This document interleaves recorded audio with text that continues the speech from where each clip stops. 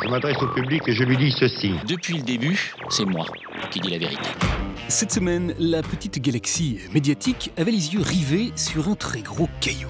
3 km sur 5. La comète Tchouri, mieux connue des spécialistes sous l'identité de Churyumov-Gerasimenko 67P.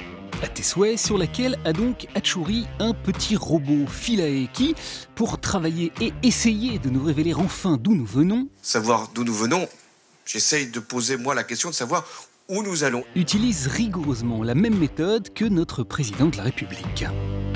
Il enfoncera profondément ses griffes dans le sol. Je me cramponne. Pauvre Philae, qui évolue dans un milieu extrêmement hostile, Ici, ça sent un petit peu l'œuf pourri, le sulfure d'hydrogène. un peu comme nos hommes politiques qui, sur la planète Terre-à-Terre, étaient incommodés, pour leur part, par l'odeur des affaires.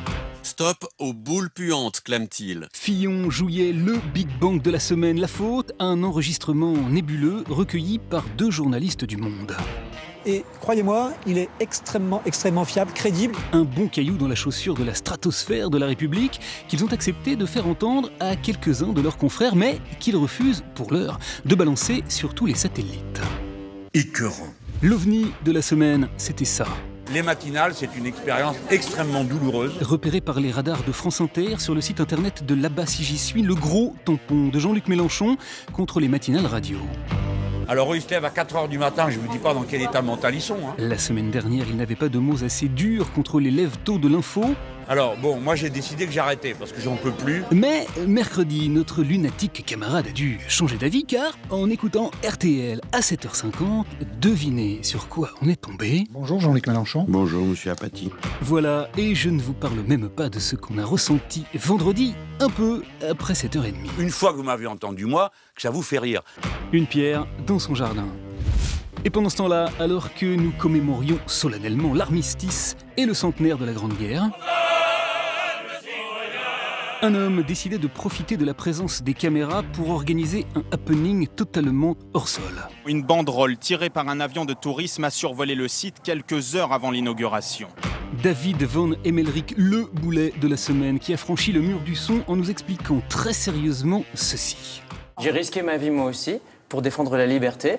Quand on est à 500 pieds votre sol, vie par rapport à ceux qui sont morts par millions. quand on est à 500 pieds sol, la moindre panne, on défaille, on meurt. Vous vous rendez compte de ce que vous dites? Tout à fait. Non, en matière de commémoration cette semaine, il valait mieux observer les petites pierres de l'édifice de nos voisins allemands. C'est comme ça que le mur doit être et pas autrement. 25e anniversaire de la chute du mur oblige, c'est sur ce thème qu'on a pu voir ou revoir les archives les plus jubilatoires. Je peux traverser et aller voir mes parents? C'est ça? Oui. Allez, pour terminer, on a choisi de garder le mineur pour la fin, ce qui n'aurait dû être que la queue de la comète, l'affaire... comment déjà ? Nabila. Nabila, la star de la télé-réalité. Voilà, c'est ça, Nabila, ou l'histoire d'une étoile filante qui accède en 2 temps 3 slogans au rang de star, rien que ça. Non mais allô quoi. Coup de bol, les guignols compatissants sont venus nous donner un petit coup de main. C'est n'importe quoi. Parler de Nabila alors que l'État vacille à cause de l'affaire Fillon-Jouillet. Enfin... Non, mais ça, on s'en fiche. Un coup de main, ce qui équivaut en français à se serrer les coudes, et non pas, comme on le dit désormais dans le jour du Seigneur, On se serre les couilles.